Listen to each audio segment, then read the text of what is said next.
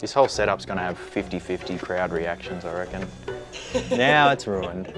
I'd like to try and justify this in any way possible, but let's be honest. This is just cool, all right? This is just because I can, so. G'day guys, welcome back to Aussie Arvos. Today, we're going to be working on my patrol once again, and we are handling a few, I guess, touring mods or creature comforts, fair bit of electrical stuff. Now these are things that I suppose haven't been a necessity right from the start, but they are things that as I've been using the car and going out camping, little things that have been annoying me and things I've been meaning to fix. So we're going to get a fair few of them done in one day. Now the first one, and probably the most major, is these two 150 watt iTech World panels. Now I've made up a bracket to mount these. It's going to hopefully look super neat on top of the rooftop tent. This is something that I've been meaning to do for a long time. It was already planned. If you watched the install we did with the big lithium battery in the back of the car, I always planned to put solar on. And to be honest, it's been something that I've wanted to do, but because the battery's been performing so well, haven't really needed to do. So this is more a thing of taking, I suppose, load off the alternator, load off the factory electrical system than it is actually lifetime out of the battery or electrical system. But yeah, it's something I've been meaning to do, so I guess let's just get into it.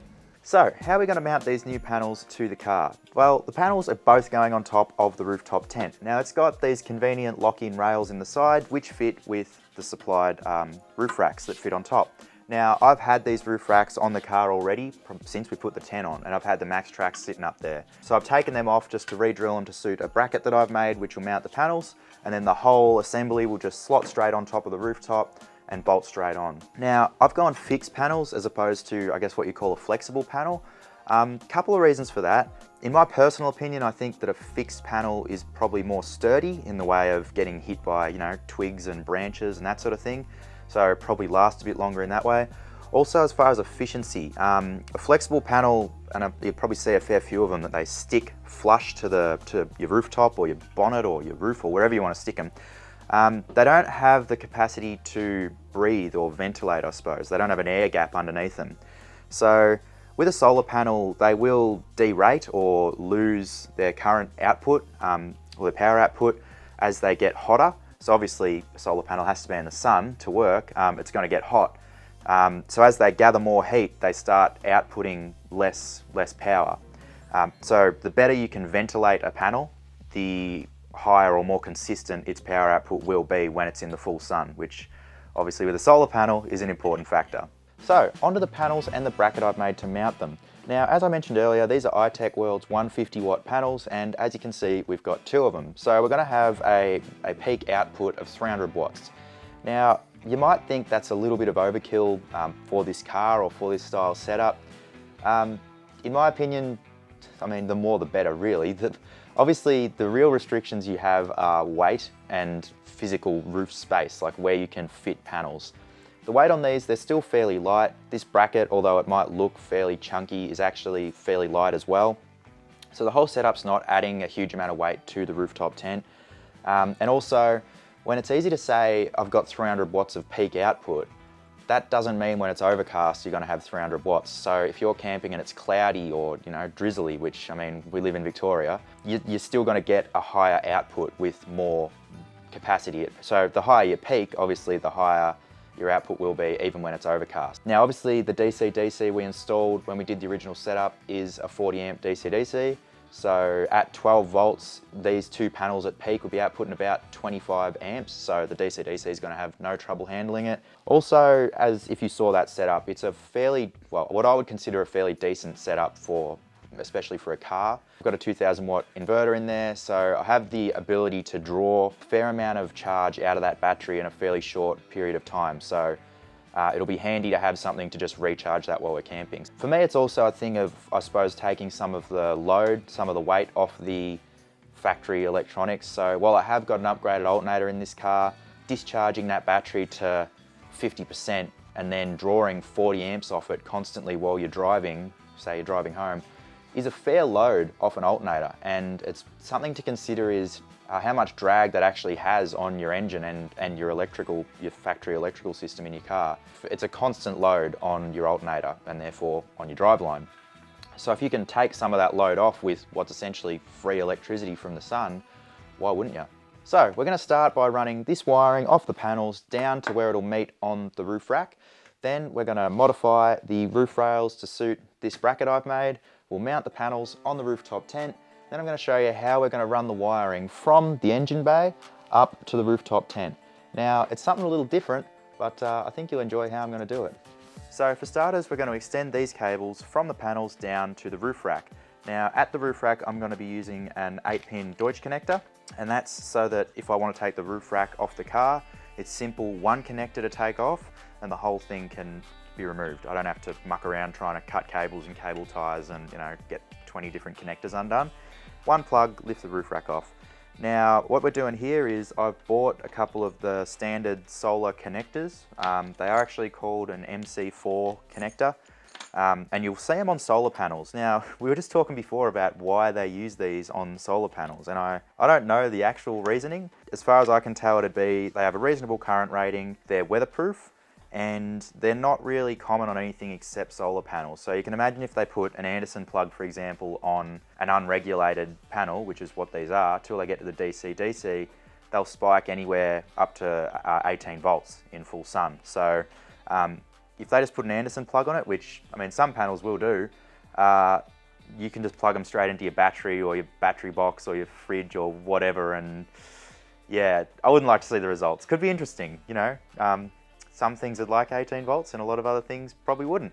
So yeah, I've got the standard connectors, so just go straight into them. I've got some 4mm twin core, and I'm actually going to run these separately, so they will remain as, I suppose, isolated panels, at least until we get to the engine bay. That's basically just so that I can use the Deutsch connectors and 4mm cable. If I was to connect them together, the current would be too high. I'd have to use bigger cable and a bigger connector. So it's more just a thing of making the solar and all the other accessories on the rooftop being one connector rather than having, you know, perhaps some of these for the solar and then having a separate connector.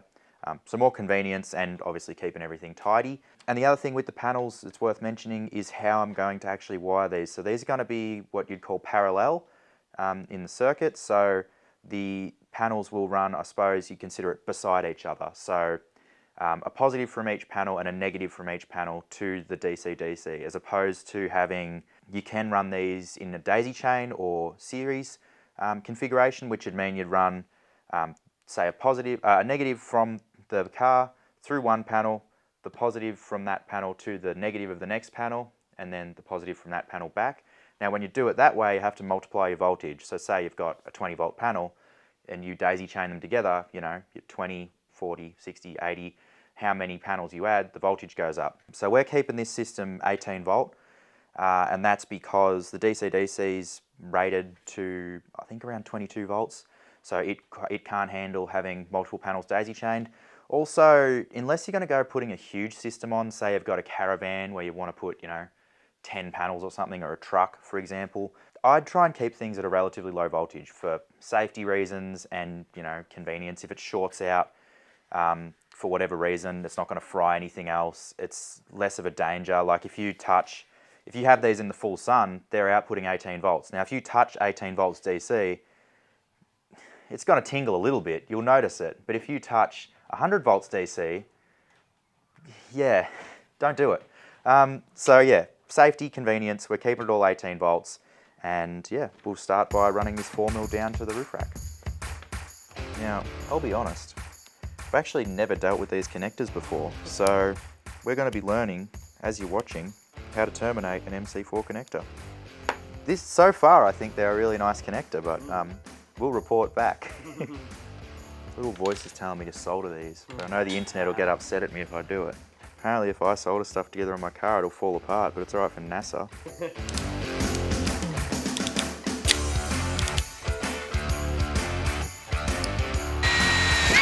Straight through the panel.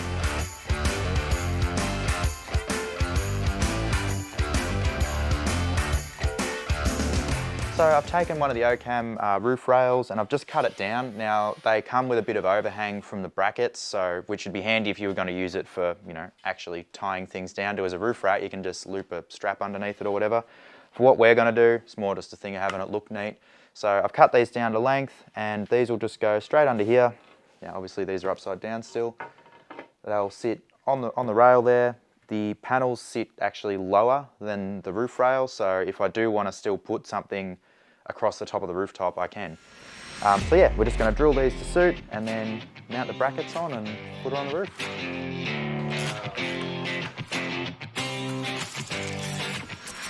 Alright, so that's all the wiring from the panels down to where it's going to meet the roof rack sorted, and I'm all happy with how that's all tidied up. We've also gone and mounted the roof rails to the bracket, so that's pretty much ready to, well, pick it up and put it on the roof and bolt it on, and then we'll proceed with wiring. What do you say the weight in that'd be? What do you reckon? Maybe... Not bad. 15 kilos? Yeah, 20? Oh, that's slim. I can see it. That looks yeah. very flat. Yeah. That looks grass. You can't see it from the That side. looks really good. Sweet. That is awesome. Yeah. So yeah, one other rail at the back, and then if you want to blaze something across the top, just lays across the top of the panels. Yep. Sweet. For my surfboard. Yeah, exactly right. Yeah, when I gain coordination.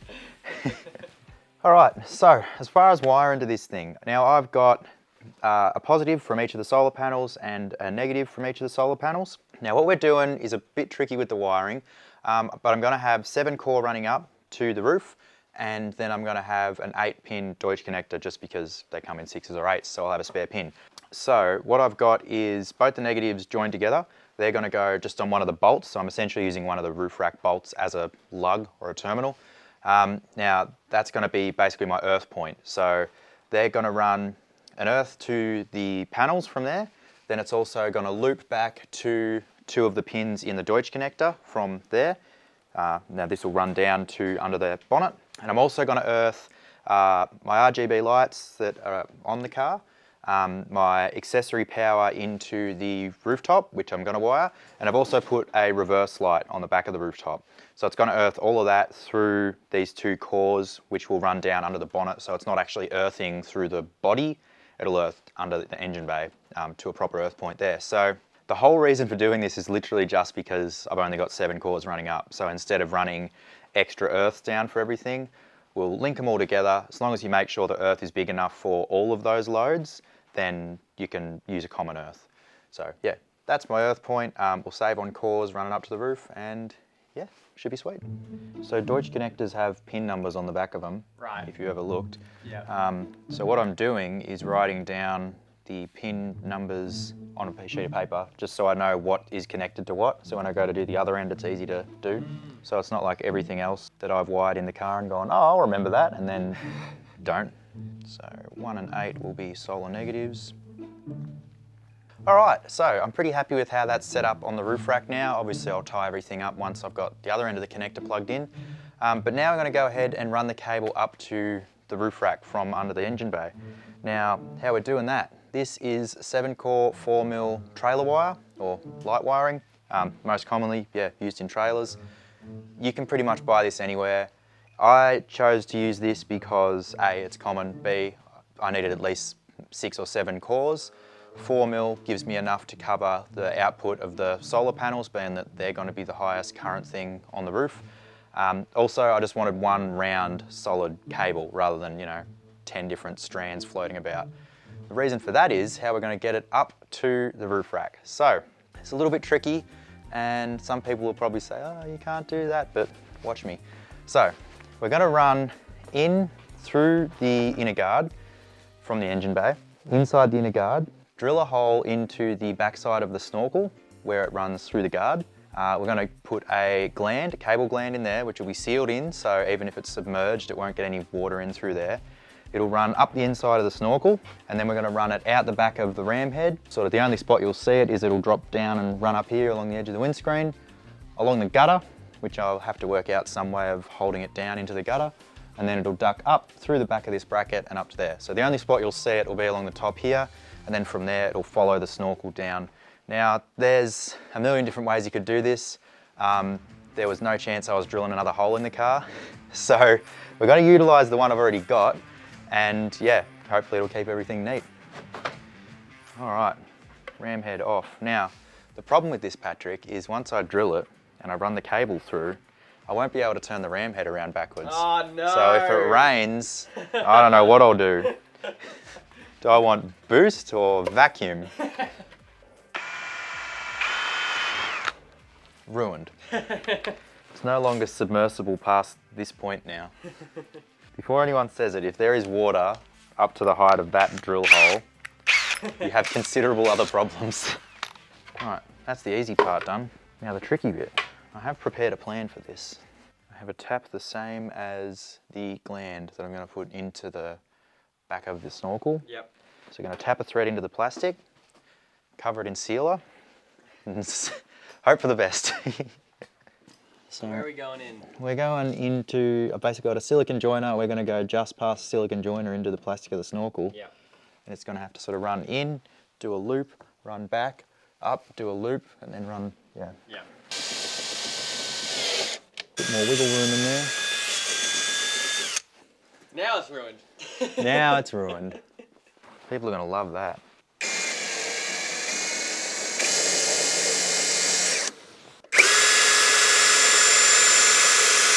Oh yeah. That was one of them times where it actually worked out how I planned. All right, I'll take it out, I'll put some sealer on it, nip that up, we'll be good to go. That's the easy part. Straight into the air box. All right, I dare say that's at the end of the snorkel now. So I've got the cable run up the snorkel. We're pretty happy with where it's sitting now. I'm actually going to silicone. This is just clear silicone, just anything that's going to seal against water really. Doesn't have to be anything fancy. We're just going to seal the thread into the snorkel itself, and I might actually put a bit around the cable where it goes through the gland, even though the gland will, I'm very confident, seal that cable. Yeah, a little bit won't hurt. And that way it's 100% sealed, like even if this, being that it's in the inner guard as well, if it does get any water up there or gets submerged up to there, the snorkel will still be a snorkel. They do have a rubber seal on the gland as well. So normally, like if Sparky or whatever was putting that into any sort of electrical cabinet, whatever, you'd literally just do it up and it seals on the gland. Main reason for the sealant is obviously a normal electrical cabinet isn't submerged, and B, I'm sealing it to a round surface. So obviously I'm going into the side of a tube, so if you've got a round surface and a flat seal, it's never gonna seal at the edges. So, I mean, to be fair, even if you put no sealer on it, it's a thread. So it's the amount of water that's gonna leak in there, probably not gonna cause any dramas anyway, but can't hurt. So out of the snorkel, we've run the cable into the inner guard, and then it's just run through a couple of holes that were already through the guard. There was actually already grommet in this one with no cable going through it.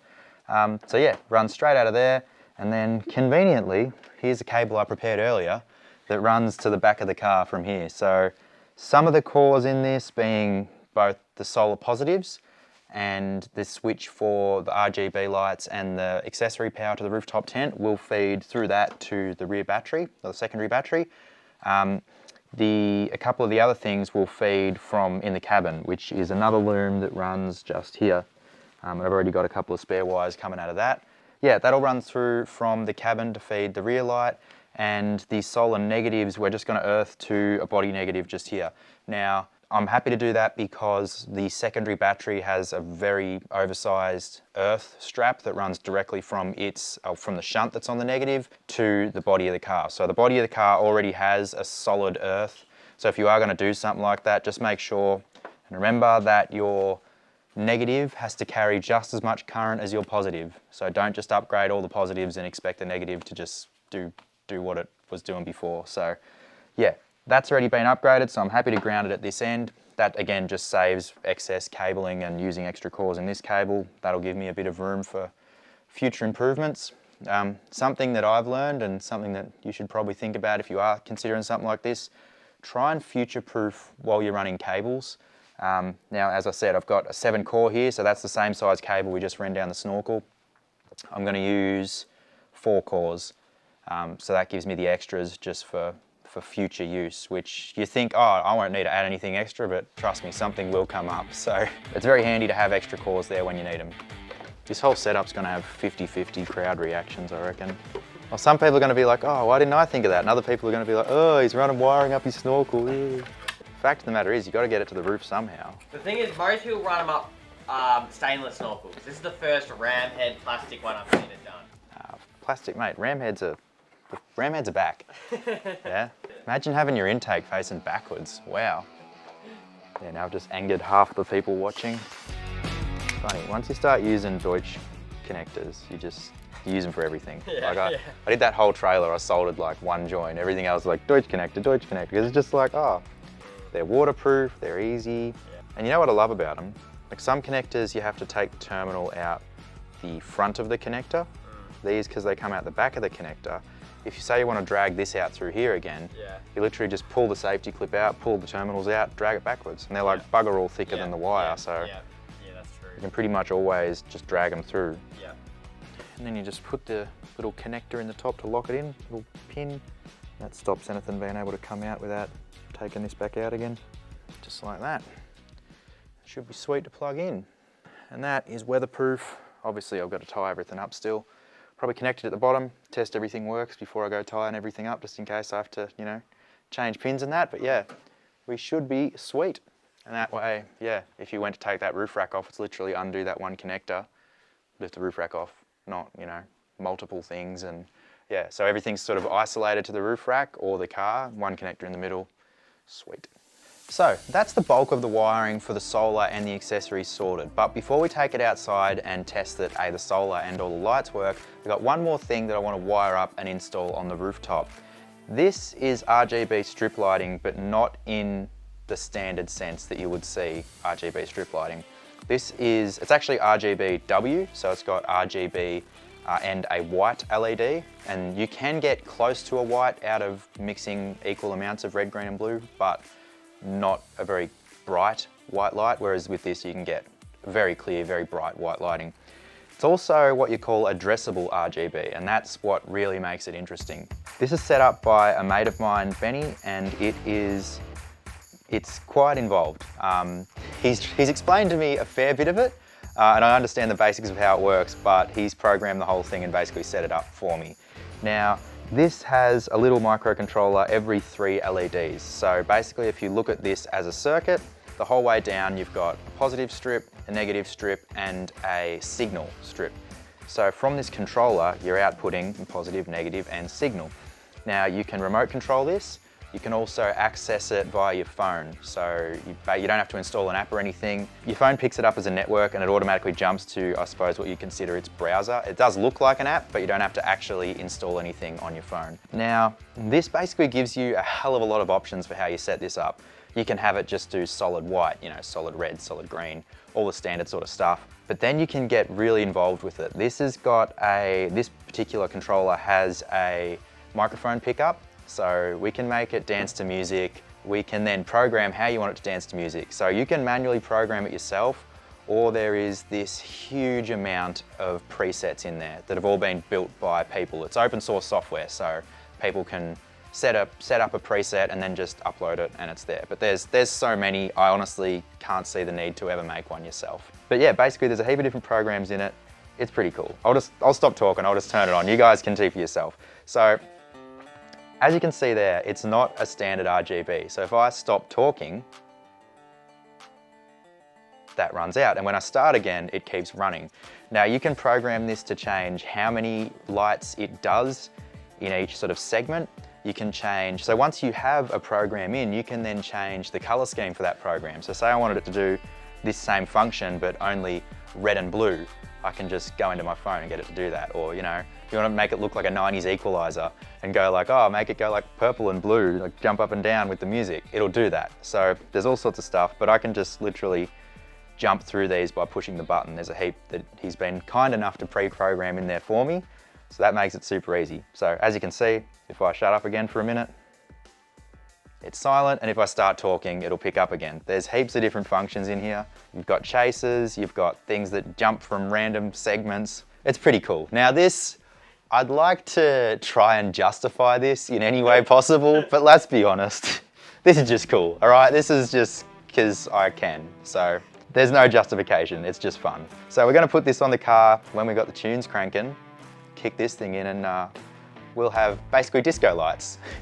All right, so with all the wiring in place, ready to finish off putting everything back together. So we'll finalise bolting the rooftop back down, put the inner guard and everything back in, and we're ready to get this thing out into the sun and test if everything works. All right, now it's been a couple of weeks since we left off, and I've had time to not only finish all the wiring and get everything all nice and pretty, but I've been able to get away and test everything out. So let's go over this whole system and see exactly where all the wiring runs and how everything works. All right, so if you saw earlier, you would have seen most of the wiring and how it was done anyway. You've got your twin feeds from each panel that run down the front of the rooftop here. Now there's a little bit of slack in that. Obviously as the rooftop opens, you need the wiring to move with it. But that's still nice and neat, runs down the front, under the bottom of the roof rack. And there's a fair bit of wiring done under here, which was a little bit tricky to tuck everything in and make it all neat, but we've got there. So there's a earth lug up here, which all my earths for everything on the rooftop runs to. That's also fed down the cable to the car's earth. So it's not earthing via the roof rack, it's just a mounting point for all of them. Now there's a Deutsch connector up there, which runs from basically this cable and everything else that's mounted to the rooftop or the roof rack into some 7-core trailer wire, which is 7-core 3mm. And that's just so that if I want to take the roof rack off for whatever reason, it's one 8-pin plug, unplug it, lift it off, not like chasing out all these different wires and having to cut things and unplug it, lift it off. Okay, wiring runs just up the channel here and then down the front here, down the A-pillar and into the back of the ram head on the snorkel. You probably saw me drill a little hole in that, and that just basically does like a U-bend straight in there, which was just the neatest way of getting it in without like having it sort of clothesline straight across here. So down here, down the inside of the snorkel, which is obviously nice and tucked away and easy to do, and then I'll open the bonnet so we can see where the wiring goes from there. Now this just runs from there across the other side of the engine bay, because that's just where most of my wiring goes into the car, and that's the side of the car that I've run the wiring down. Up under the dash and then down the side next to where your feet will go in the kick panel there, and then under the trim panels the whole way down the side of the car to the back, and then I'll show you how it's connected at the back.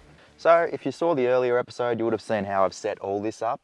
There's obviously a fair bit going on back here in a compact size, but I did allow a lot of things for future editions. So for example, I put in way more of these switches than I needed at the time, but I've used a couple more of them now and I'll use a couple more of them in the future.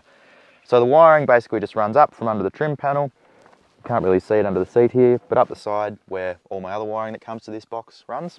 And then the positives from the 2 solar panels feed into the positive input on the DC-DC charger.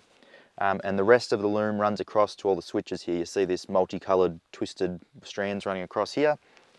They tend to, obviously, the corresponding switches. The earths from both the solar panels earth at the front of the car to the body, it's a common earth that earths to both the body and the chassis, which I've already upgraded my one from the battery to the chassis, so that's never going to be a problem. So the earths across everything are common. It's only the positives that have to run through the DC-DC. Yeah, so the positives run into that, which obviously then feeds out to the second battery. The switching happens through all these switches, which I already had as added extras. So obviously at the back here, I've got what I would call the 12-volt supply to the rooftop. So that runs the RGB lights, a couple of USB sockets in the rooftop, and the interior light in the rooftop, which is comes factory in it from OCAM, but it just has a cigarette lighter socket on it. So I've rewired that so it's switched off that, and it's got like a push button on it to turn it off and on anyway. And then I've also got my rear light, which as I said is switched from the front of the car, not from back here. The RGB rock lights on the side, which are switched from back here. Now that pretty much wraps up everything at the back of the car, but let's pop the rooftop and I'll show you everything that's going on the inside. Alright, so with the rooftop open, we'll have a look at the wiring inside. It's actually fairly basic up here, which is exactly what I wanted it to be. So once you've got the power switched on from down the bottom, that pretty much powers everything in the rooftop tent. Probably could leave it on all the time, but I don't really want to. So all we've got up here is the factory LED light strip that comes in the rooftop. We've also got a double USB socket or outlet, so we can charge phones and that. I just literally plug them in the bottom and shove them in the pockets up there. And then this little controller here is the controller for the RGB strips, the party lights that I put on the outside of the tent. So that's just in here because it's not really waterproof, so I obviously can't put it outside the tent. But yeah, the wiring runs into that and then back down to the light strips that are either side at the bottom of the tent. But yeah, everything, obviously you got wiring running down both sides. Was actually pretty easy to make it all neat because I just picked up all the factory screws that are in there anyway and put little clamps on them. So that just runs out the bottom of the tent at the front. Just had to put a minor slot in the canvas at the bottom of the tent where the water wouldn't really get to it anyway. I've just literally run the wiring through the canvas and then siliconed it anyway, so it is all back to being weatherproof. Yeah, you're never going to get water up through the bottom of the tent, which was obviously a major thing. But yeah, that's all done in here, so let's have a look at how the solar setup is actually working on the top of the tent. So, before we talk about the solar on top of the tent, let's talk about the gas struts, because I did have to get them re-gassed as I thought I would have to. We've obviously added a fair bit of weight, not a huge amount, but a considerable amount when you're talking about how the gas struts work. So with the panels on top, the tent wouldn't open. I mean, you could force it open, but the struts wouldn't hold it up. So these are designed, these tents, and a lot of tents are the same. Obviously, if they put really strong struts on them from factory, if you don't have any weight, like if I took all the weight off the top of this right now and you undid the latches, it'd probably hit you in the face as it took off. So they obviously charge them to suit a very limited weight. And all that weight, as it does say when you're in the instructions, when you put the rooftop tent on, is meant to be forward of the gas strut mounting point. So, you know, from there forward. And when we initially put the tent on, I had my max tracks mounted further forward for that reason, because at the back of the tent wouldn't open. So what I've got now is you can get struts re-gassed. So I found a local guy out here who literally just comes around with a van. They charge with nitrogen. So all they do is literally take the strut off. Obviously he's got a lot of experience in it. So take the strut off, sort of has a quick look at what weight they need to be at, puts a little bit more gas in them, puts them back on. Still wasn't quite enough. Like, it lifted, but it was still a bit heavy to lift. Took them back off again, put a bit more charge in them, and now it's sweet. So yeah, that's just a little consideration. You will have to do something along those lines, most likely, if you go putting this sort of weight. It's not a huge amount of weight, the panels, and it's probably more positioning than the actual weight. So given that it's, you know, basically one whole panel is rear of that gas strut mount, and then the max tracks are back there as well, you've got a lot of leverage over a gas strut, which is up here. So that's something to think about. So yeah, looking at the solar, obviously you saw how we made the bracket, how we mounted everything up. That's all fixed on top of the rooftop, obviously. I think it looks bloody awesome. Really matches in with the tent very well. Even the colors worked out well, which I'd like to say I planned, but that's just a good fluke. So yeah, it really looks, I think, like it's meant to be there. And with the rooftop shut, they're not bulky, they're not sticking up high, they're very slim. Now, as I said, we have had a chance to get the car away and actually use it. I've actually been on 2 trips, 2 weekends in a row since we put everything on there, which has worked out well for testing. First trip was up to the Murray, so basically weekend in the sun, on the river. And in that time, the solar was, I'm new to solar. That was the first weekend I had solar on the car and I didn't face it into the sun. So in saying that, we were not in the shade, it just wasn't really facing the right direction. So I did get a decent bit of sun, but we were still at about 12 amps during the daytime in feed, which I think is pretty bloody good considering I worked these out to be like maximum input would be about 18, 20 amps. And that's, you know, perfectly clear day, no dust on the panels, facing directly into the sun. So I think you have to work this out off, if you get 50% of what your panels are rated for, you're doing pretty good. Unless you're, you know, chasing the sun around all day, basically. So yeah, panels are a little bit dusty, not facing directly into the sun, still putting 12 amps into the battery, which I think is bloody awesome. Now, while I'm on the subject of not even having to worry about how much power you're using, I have had a few people asking how the 12 volt setup's been going. And we did say when we did that video, probably a year ago now, how we would report back with how the battery and everything was performing. As I said, I go away for a long weekend, go away for, you know, a week. Don't consider how the power's going. Don't have to look at the percentage, don't have to worry about the fridge. Just use whatever you want to use, and it's never got low. It's never like, I mean, the lowest it's been probably would have been the other weekend because I'm using the inverter and all that sort of thing a fair bit now. Without an inverter, you'd be a month, you know what I mean? You wouldn't even have to think about it. It's amazing. And I think the best part is, even when the percentage gets lower, unlike a lead acid battery, the voltage is consistently high. So you're not worried about, you know, your fridge running at a lower voltage, or especially with modern electronics, things don't like running at lower voltages. And as I mentioned earlier, the stereo, amps and that, they really don't like running at low voltages. So it's good to have a battery that runs at a basically consistently high voltage, but I've never had it get to the point where it's cut out. Like, it's never got down to zero and actually switched off. So it's been going bloody awesome. And I haven't actually had to touch any of the stuff in the back of the car around the battery either. DC-DC charger's working perfectly. The only thing I kept an eye on, again, when we were on Fraser, was a bit of heat back there. Not from the battery or the DC-DC, more so from my fridge, which obviously needs a bit of clearance around it for it to ventilate itself. So it was warm back there with everything packed in to go camping, but it never got hot to the point of being a hazard. Obviously all that stuff's got thermal cutouts on it anyway, so if it ever did get to a point of being dangerous, it would switch off anyway. The battery's rated for under bonnet use, so if it gets as hot in the back of the car as it does under the bonnet, we have bigger problems. But yeah, switches have been working awesome, obviously allowed for future use, so I've been able to hook all the extra stuff I've added on now into that same panel, and yeah, everything's just been fault-free and easy. Now, something that I almost forgot to mention in this whole setup is the party lights. Now, these are obviously an essential mod for your 4x4. Yeah, we spoke about these as we were wiring them up. I think they're bloody awesome. They turned out really good. And the installation was actually a lot easier than I thought, which was, again, a bit more of a fluke than any sort of actual planning. But these come in like a sealed silicone, like a weatherproof strip, which happen to be the exact same width as the channel that's in the bottom of the rooftop tent, or same as what's in the side. So I literally just fed the strip in from the end here, cut it to length, sealed off the ends, fed the strip in, and then drilled a little hole up through here, ran the wiring through here, and then that's what runs inside the tent. So everything fits in there very well. And it's hard to see now, it kind of reflects off the car, but at night it looks really good. It's more ambience or mood lighting than anything else, but yeah, it does throw a fair bit of light, surprisingly. Obviously I've got the rock lights for like actual light, but yeah, it throws a really nice bit of light. And obviously if you are just camping at night and you don't want like a full-on white light, you can just set it to any sort of warm color. Like, it's obviously pick any color of the rainbow, so you can set it to like an orangey red. There's even like functions that are like candle or firelight that literally just make it look like a glowing fire. So yeah, there's all sorts of stuff going on with it.